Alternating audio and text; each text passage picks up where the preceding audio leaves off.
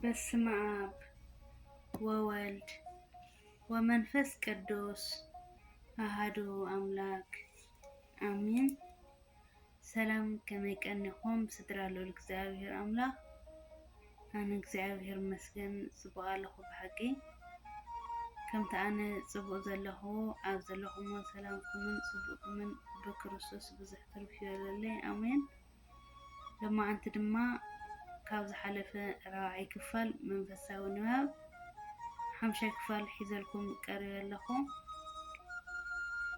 ሓቢርኩመኒ ክትጸንሑ ብትሕትና ይዕድመኩም። እሺ ካብ ልቢ ዝቐርብ ስብከት ዝብል ክንርኢና ሎማዓንቲ። ካብ ልቢ ዝቐርብ ስብከት ናይ ክርስትና ታሪኽ ዓሚቕ ብዝኾነ ስብከት ዝጀመረ ብ12 ሃዋርያት እዩ።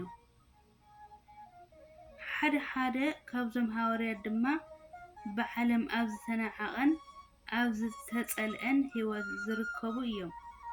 ቀዳማይ ቆሮንጦስ ምዕራፍ 1 ካብ ፍቕዲ 27 እስካብ 28። ይኹን እምበር ብቆራጽነትን ብተኣማንነትን ብዝእመን ቃል ኪዳንን ናብ ናይ ኣገልግሎት ህይወት ብዘለዎም ሙሉእ ሓይሊ ከኣትዉ ክኢሎም እዮም። ከምዚ ብምዃኑ ድማ ናይ እግዚአብሔር ቃል ኪዳን ንኹሉ ንምብጻሕ ንመግረፍትን ንማእሰርትን ንናይ ሞት መቕጻዕትን ክቕበልዎ ክኢሎም እዮም። ከምዚ ስለ ዝኾነ እዩ ድማ ብዛዕባኦም ከምዚ ተባሂሉ ዝተጻሕፈ ቃላት ወይ ዘረባ የብሎምን፣ ድምፆም እውን ኣይስማዕን እዩ። ድምፆም ናብ ኩሉ ምድሪ ቃላቶም ድማ ክሳብ ኩሉ ዓለም በጽሐ። መዝሙረ ዳዊት ምዕራፍ 19 ካብ ፍቕዲ 3 እስካብ 4። ሃዋርያ ቅዱስ ጳውሎስ ካብ ልቢ ንዝቐርብ ስብከት ከምዚ ብምባል ገሊጾ እኳ ደኣ ብኩሉ ከም ኣገልገልቲ ኣምላኽ ንርእስና ብበዝሒ ትዕግስቲ፣ ብመከራ፣ ብጭንቂ፣ ብጸበባ፣ ብመግረፍቲ፣ ብማእሰርቲ፣ ብእምባጓሮ፣ ብጻዕሪ፣ ድቃስ ብምስኣን፣ ብጥሜት፣ ብቅድስና፣ ብምስትውዓል፣ ብዓቕሊ፣ ብልውሃት፣ ብመንፈስ ቅዱስ፣ ብሓቀኛ ፍቕሪ፣ ሓቂ ብምዝራብ፣ ብሓይሊ ኣምላኽ፣ ኣጽዋር ጽድቂ ብየማንን ጸጋምን ብምሓዝ፣ ብኽብርን ብሕስራንን ጽቡቕ ክዛረቡልና ኮነ ከጸልሙና ንርኢ ኣለና። ሓቀኛታት ኮለና ከም መምሰልቲ ይቖጽሩና። ከም ዘይተፈለጥና ግናኸ ኣጸቢቕና ፍሉጣት ኢና። ከም ዝሞትና ግናኸ ገና ህያዋን ኢና።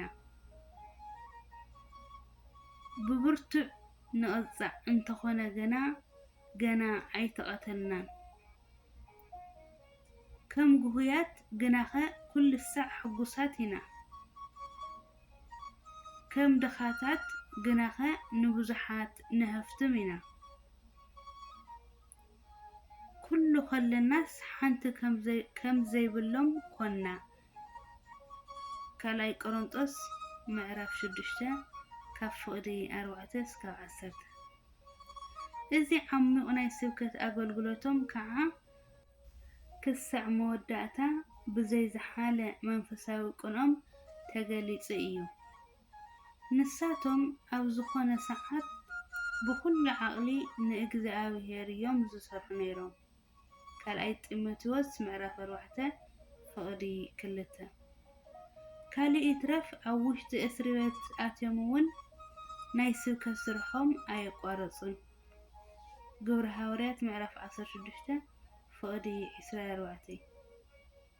ሃዋርያ ቅዱስ ጳውሎስ እውን እንተኾነ ንገሊኦም መልእኽትታቱ ኣብ ቤት ማእሰርትን ኣብ ክሲ ኣብ ዝነበረሉ ግዜን እዩ ጽሒፍዎም። ብዛዕባኡ ከምዚ ተባሂሉ ተጻሒፉ እዩ።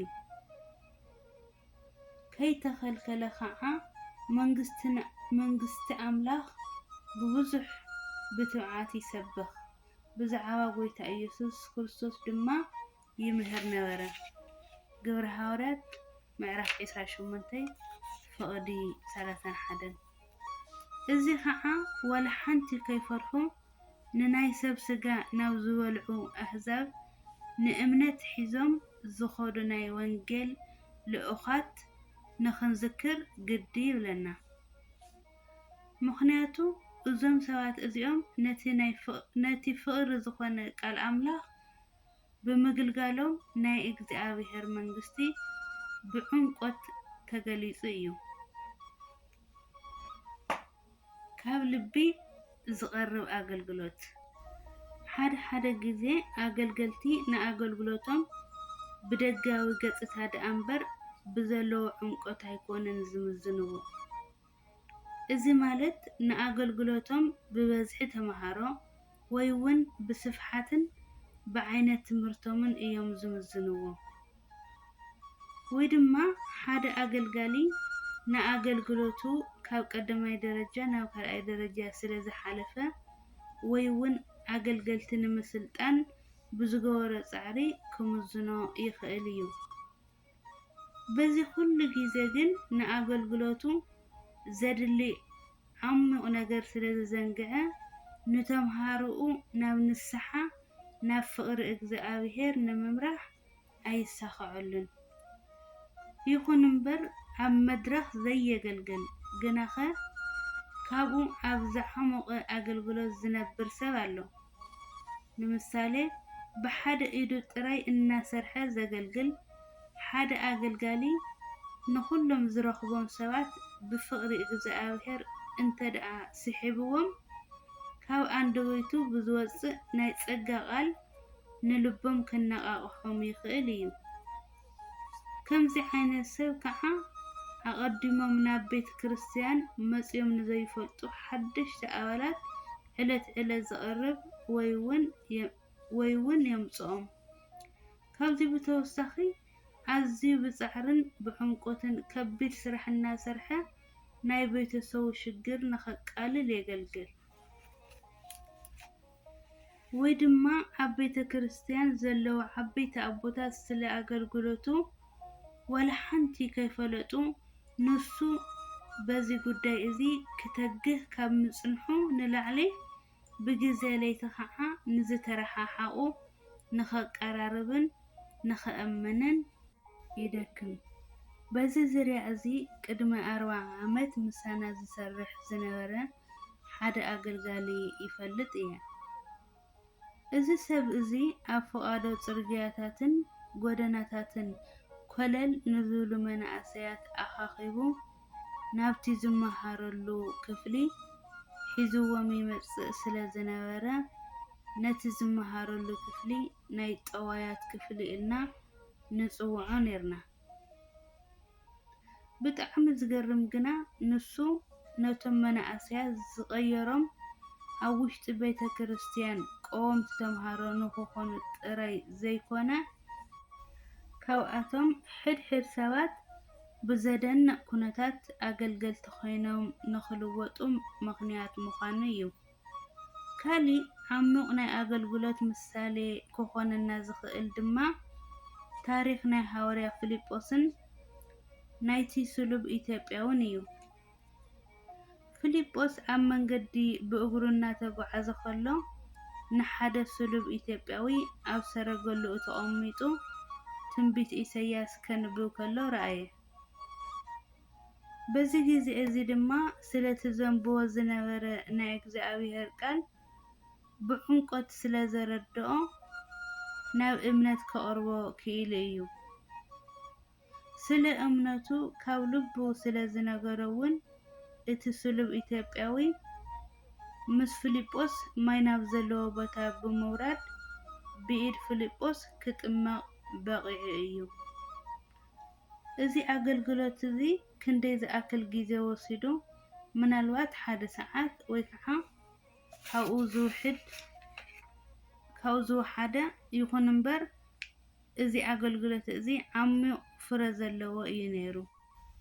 ኣገልግሎት ናይ ዮሃንስ መጥመቅን ናይ ሊቀ ዲያቆናት ቅዱስ እስጢፋኖስን እውን ምስዚ ዝመሳሰል እዩ። ዮሃንስ መጥመቅ ኣብ ውሽጢ 6 ወርሒ ወይ እውን ካብኡ ቁሩብ ኣብ ዝበዝሕ ግዜ ብዓብዪ ዕምቆት ኣገልጊሉ እዩ። ኣብዚ ሓፂር ግዜ እውን ናይ ጎይታና መንገዲ ብምፅራግ ንብዙሓት ናብ ንስሓ መሪሑ እዩ። መድሃኒና ኢየሱስ ክርስቶስ ድማ ብዛዕባኡ ከምዚ ብምባል ይዛረብ። ካብ ኣንስቲ ዝተወለዱ ዘበሉ ካብ ዮሃንስ መጥመቅ ዝዓቢ ሓደ እኳ ከም ዘይተንስአ ብሓቂ እብለኩም ኣለኹ።